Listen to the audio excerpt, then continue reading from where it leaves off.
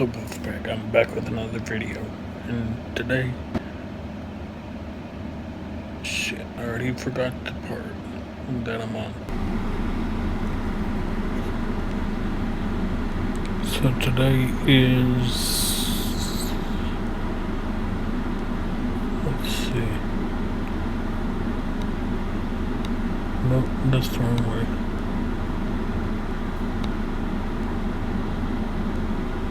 Part 7. Let's go. The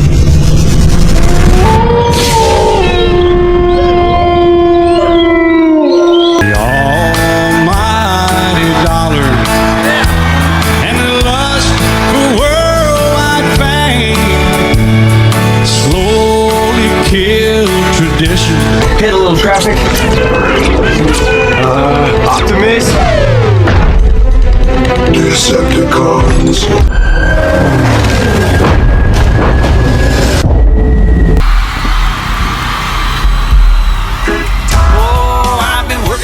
I'm tired and I don't want to sleep and I want to have fun. Time for a good time. Where I come from, it's cornbread and chicken. It's 5 o'clock somewhere.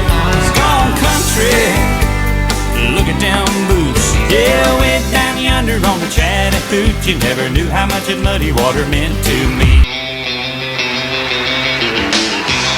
One down home favorite welcomes another to town. Well, way down yonder on the Chattahoochee, it gets hotter than a coochie coochie. Miller Lite presents Alan Jackson live in concert. But I learned how to swim and I learned who I was. A lot about living in Miller Lite, the Alan Jackson Tour, where great taste meets great music. When you see as much of the road as I do, man, it's as simple as black and white. So come on, folks, please think when you drink. He's got pride in his heart and dirt on his hands. There's one place to find a hard-working man. Ford country, look at that truck. Come on, let me show you where it's at. Come on, let me show you where it's at. Come on, let me show you where it's at. Oh, Miller Lite, I like it like that. Now I'll ask Sally and I'll ask Sue. We're gonna rock away all our blues. Come on. Only Miller Lite can bring together great taste and great music. Clint Black and Alan Jackson, 2 great tours brought to you by 1 great beer. Miller Lite, it's everything you want a beer to be. Oh, Miller Lite, I like it like that. Well, if I had money, I'll tell you what I'd do. I'd go downtown, buy a Ford truck or 2. I'm crazy about a Ford truck. Lord, I'm crazy about a Ford truck. I'm gonna buy me a Ford truck and cruise it up and down the road. Rock the jukebox, wanna hear some Jones. My heart ain't ready for the Rolling Stones. I don't feel like rocking since my baby's gone. So don't rock the jukebox, play me a country song. Before you drop that quarter, keep one thing in mind. You got a heartbroken hillbilly standing here in line. I've been down and lonely ever since she left. Before you punch that number, I made one request. Don't rock the jukebox, wanna hear some Jones. My heart ain't ready for them Rolling Stones. I don't feel like rocking since my baby's gone. So don't rock the jukebox, play me a country song. I'll play a little country music back there.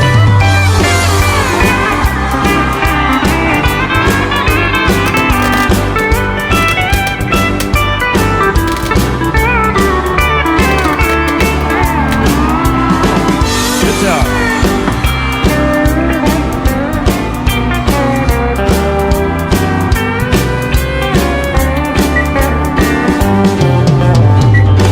I ain't got nothing against rock and roll. When your heart's been broken, you need a song that's slow. There ain't nothing like a steel guitar, drown a memory. Before you spend your money, baby, play a song for me. And don't rock the jukebox, I wanna hear George Jones, 'cause my heart ain't ready for the Rolling Stone. I don't feel like rocking since my baby's gone. So don't rock the jukebox, play me a country song. And don't rock the jukebox, play me a country song.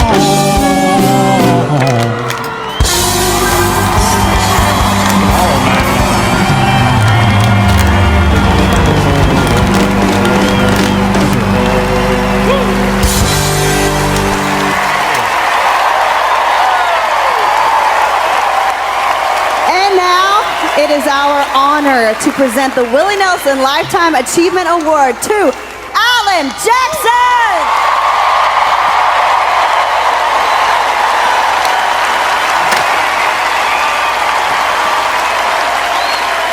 Oh, thank you. Thank you so much. Appreciate y'all singing too. That was nice. Country music's been real good to me, and I fell in love with it when I was a young man. I really loved the instruments, the steel guitars and the fiddles and things like that gave it such a unique character to me and made it its own. And I loved the lyrics and the songs and the artists and the melodies and the harmonies, and it's just real American music to me. And I one night watching television, and this movie came on about the life of Hank Williams, and it just really inspired me. And I came to Nashville with nothing. Gary's talking about 3 chords and the truth. Mine was more like 3 chords and a prayer. But hung in there. The prayer got answered a little bit. But anyway, so I've just been such a fan of this music, and I wanted to come to Nashville and try to carry it on, the kind that I loved. And it's thank you.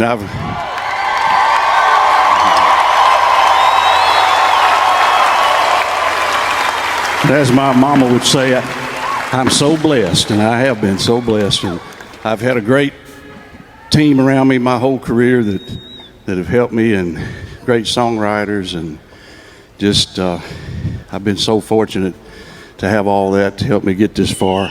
And I can't thank everybody that's been in my life all these years, but I do have to say thanks to my wife Denise over there somewhere. And we started out as teenagers, and she's hung in there and rode this roller coaster ride with me for 40-something years now. And I'm probably not always the easiest person to love, but she's hung in there and helped me through hard times, and we've shared great times, the good and the bad, the happy and the sad. We've survived a lot, and I just want to thank her, because she's held me up all these years, and she's my best friend. And she gave me a wonderful family over there.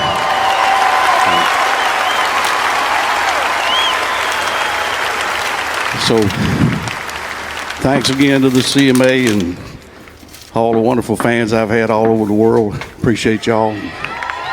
And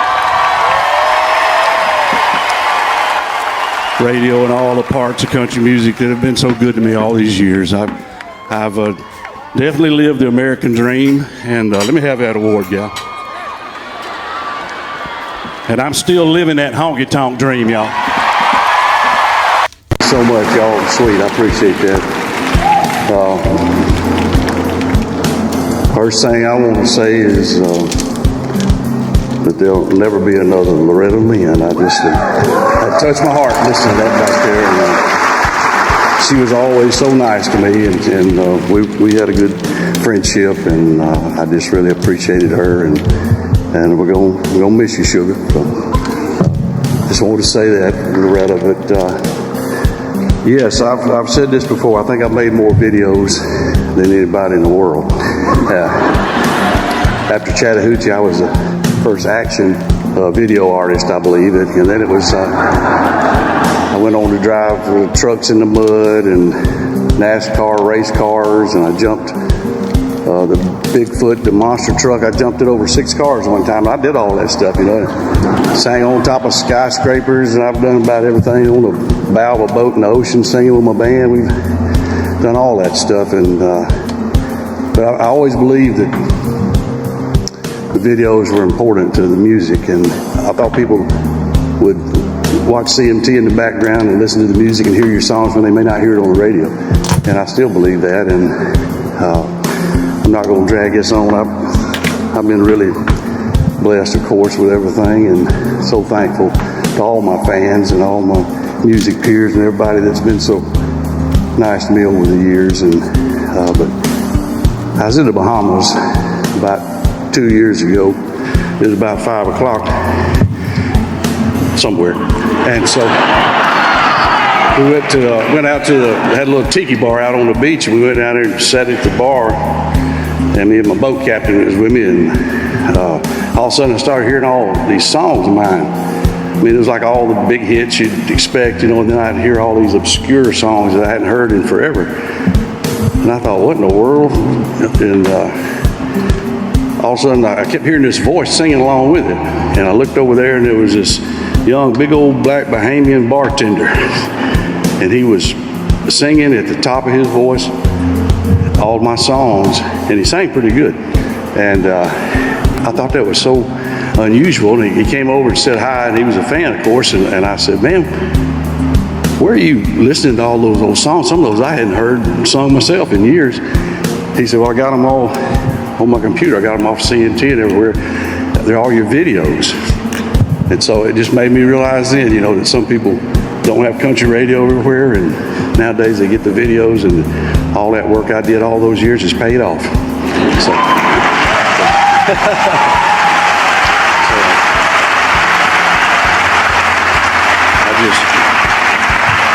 so I have to say thanks to CMT especially for getting all that music out there, because the music, they heard my songs, and sometimes the video gave it a different expression to people. They got to look at it from a different angle, and I think it was real important, and I think it's helped prop up my career all these years. So God bless CMT and all you people out there. Thank you so much.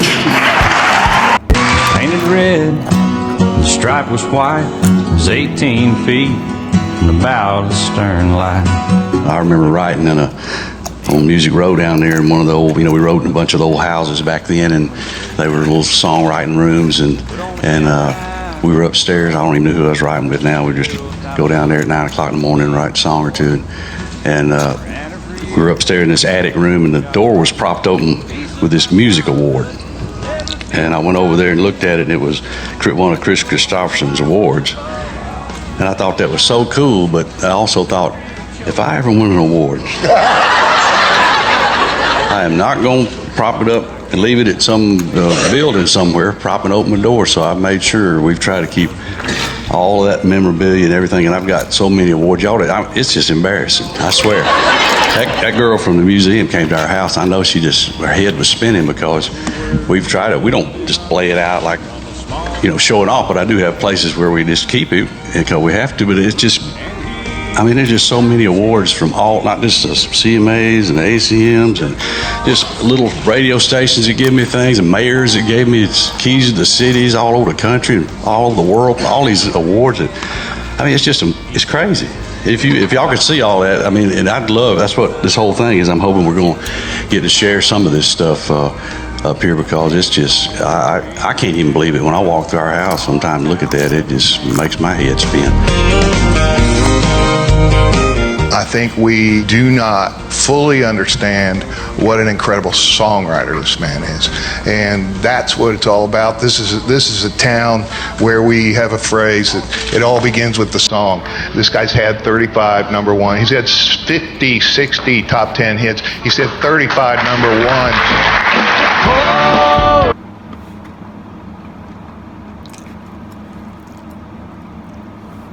Jerry, when this was before, I had to say this because this was when I was new in town and just songwriting, just singing demos. You know, when I'd sing demos for songwriters in studio, they'd call me when it was a real country song. Obviously, because I sound country, and he had this little segment that for a while there he played people's songwriters' songs. Daily demos. I played the demos of songs, and you were one of them. Yeah, so they'd play them. It helped songwriters get their songs heard. It was really cool. And he did that. But anyway, he played one that I sang. And when he got through, he said, "Sounds like that guy singing had been sleeping under Vern Gosden's bed." Because I loved Vern, and I was trying to sing like him. And absolutely. So I just, man, that was the biggest compliment he could have ever given me as a young guy in town. I'll never forget that. That was so cool. And I know I'll never understand. I don't know why, but I just always try to think that I always take it back to the music. That's what I came here for, is to sing country music. And I've tried to stay on that, and I still think that's, like Mike says, if you keep having a song every now and then that means something, it'll keep your career going for a while. And I think I've always tried to write songs for my fans, and because I'm still a fan, and I write stuff that I like, and I think that they like, and I record other people's songs the same way. So I just hope it all goes back to the music, because all the other stuff in the spotlight really doesn't mean anything without the music. I just like to do like some of my heroes, like Willie Nelson and Merle Haggard and George Jones. People, they just worked on up, and they're still working, some of them, and playing as much as they can. And if they get tired, they slow down a little bit. And I'll just probably do the same thing as long as I'm still enjoying it and the fans are still enjoying it. So anyway, thank y'all so much. Home in outside of Nashville here, and I was actually out walking, just kind of exercise walk or taking it easy, and it was beautiful. Early fall morning, blue sky just like it was up in New York and everywhere on the East Coast that day, and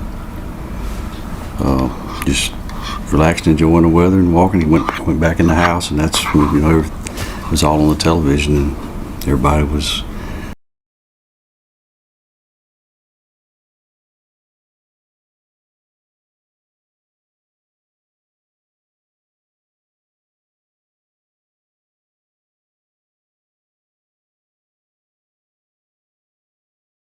like most people. I was just, overwhelmed with what had happened, and distraught and everything else, and watching all the news footage and the stories, and just like everybody in the country and most of the world probably was just watching and listening to all the stories and the footage from the news that were, there was just so many emotions going on, and I think everybody felt that, and I was the same way. It didn't cross my mind about writing a song, and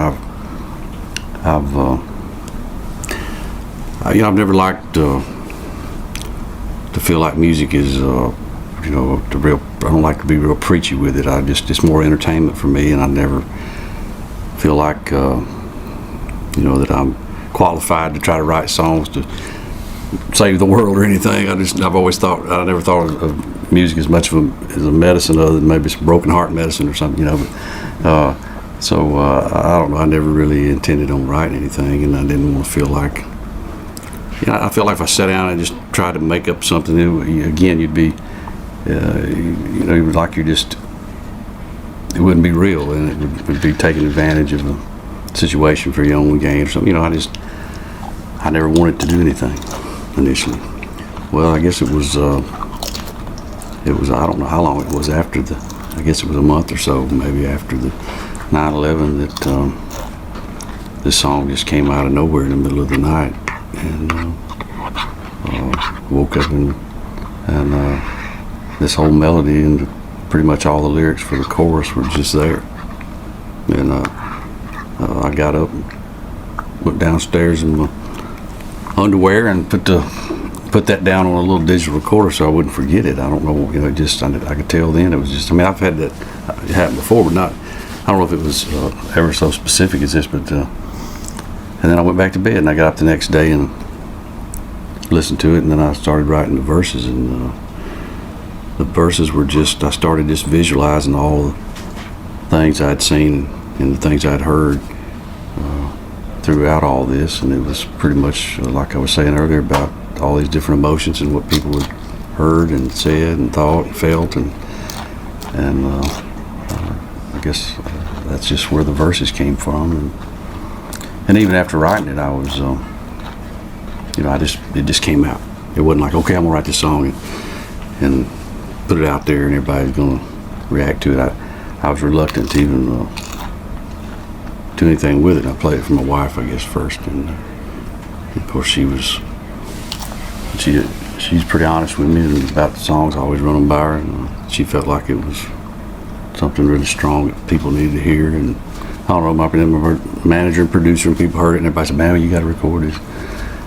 And so they talked me into doing it, and people still to this day telling me how much that song meant to them, or what at that time especially how much it helped them through, and it's always funny that somebody would quote one verse that said that's exactly what I felt like her at that time with, and there was something in their life that was paralleling those lyrics, and they just I've heard it time and again from people from just people that were just somewhere in the country, or either some of the survivors of the families that died, and some of the survivors at the Pentagon and the other plane. I've met a lot of those people over the years, and it told me so much how much that song has meant to them. And I guess that's been the biggest surprise for me is the longevity of it. I thought when they finally convinced me to record it, and then it was out on the radio and people responded to it so well, I thought, well, this will be a song it'll kind of come and go, and it won't be something I can do in the show every night. But now I see people just waiting for it and expecting it, and I guess the message is just the basic message is just from the Bible about the faith, hope, and love. It's just a age-old message, and it's still, I think it's kind of grown beyond the actual 9/11 tragedy. The song itself just has a message of hope, and that's what a lot of people like about it. Not long after 9/11, they did a special service at the Pentagon, because a lot of people always just say New York. New York was always, the Pentagon and the airplane thing. And so I did a thing there, and it was a lot of some of the survivors and some of the victims' families, and that was emotional too. That was a tough one there, because I had them sitting right there with me. Some of them were still recovering, from the fire and everything. It was tough. So all of those have been very emotional. I've had a lot of when I play up in the Northeast, I've had a lot of firefighters and families that were part of that come to shows, and I've met them backstage and done special things with them, and they're sitting out in the audience, and all that is very emotional. In some ways it was sad to see it took such a huge tragedy for people to really appreciate those guys as much, and but that's, I've always said that's one of the good things that I saw come out of 9/11 was you turn on the news, and typically it's all the terrible people and all the bad things, and you get to where you just think the world's a terrible place, and then 9/11 made me realize that the majority of people out there are good people. Yeah, tell the folks. Denise gave me. No, come on. Actually, it's the same. It's two different scars that go together, make like a backwards set. So when you look in the mirror, Yeah, you gotta say. that's right. You have to look in the mirror. So anyway, let's see. One of them, I was about 5 probably, and I was just being silly in the house. My sisters were hitting me on the head with a pillow, and I was spinning around or something, and hit a door casing, and split it open, and had to get it stitched up. And then, I don't know how old I was, several years older, and I was running out to the garage, which is his shop out back, to get a condenser. Distributor on the car out there charged me. Look this dynamite. Hurt you a little bit. It'll shock you. And it was fun to shock my sisters with them sometimes. And I was going out to get one. We had this glass door, not a slide glass door, just like a screen door with glass in it. Yeah. I missed that little bar. I was in such a hurry. It was justice. It's really good. Busted it. Glass and cut myself up pretty good. Were you a mean little kid? No, not at all. No, come on, you're shocking your sister with condenser. No, I was probably mischievous like that, but not really. Well, I want to show the folks the record so we can sell another million of them, so you can build another racetrack. This guy, I'm coming home one night, I fly, and I go over to his house and I look down, what in the world? It looked like you'd set the whole pasture on fire. Really, they'd be burning off this. That's an incredible track. That's a good thing. I need to get out there and anyway, we need to lengthen the track, so buy a lot of these. We need to put high mileage on all the stuff here. I know you're real close to your folks, and I don't want to intrude on family stuff at all, but I do want to read. No, I just wanted to read this. This is so cool. In the liners of this, I want to dedicate this album to my daddy, Eugene Jackson, who has definitely survived his own brand of high mileage. That's a good thing to do, a good thing to say. Your folks I know are real close. Yeah, I just wanted to, I don't know, I see a lot of people dedicate, songs and albums, videos, and movies, or whatever, to people, and you just after they're dead, I just wanted to do this while he was still around. There you go. So I can enjoy it. Congratulations, 19th anniversary. Renewed your wedding vows. I'm most happy for you. Yeah, I got a new ring and everything. Oh, no, yeah. She got this big rock. Well, yeah, of course you did. Mine looks like a cup of beer. As always, that's the video. Hope you guys enjoyed. Be sure to like and subscribe. And I love you all.